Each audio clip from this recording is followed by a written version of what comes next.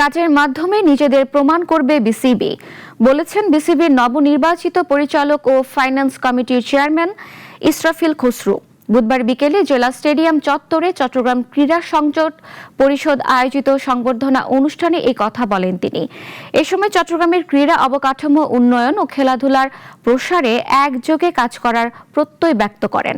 অনুষ্ঠানে প্রধান অতিথি ছিলেন চট্টগ্রাম সিটি কর্পোরেশনের মেয়র ডক্টর শাহাদাত হোসেন।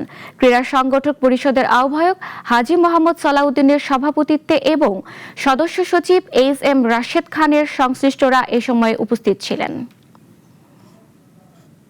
আমি খালি একটা কথা বলতে চাই, যা প্রমাণ করব কাজের মাধ্যমে প্রমাণ করব। কাজের মাধ্যমে প্রমাণ করব ইনশাআল্লাহ। আপনারা খালি সহযোগিতা করবেন। আমি কোনো এমপি না, আমি কোনো মন্ত্রীও না, আমি ক্ষুদ্র একজন মানুষ। এরপরও যে ভালোবাসাটা আজকে আপনারা আমাকে দেখালেন, এটা আমি সারা জীবন মনে রাখবো ইনশাআল্লাহ।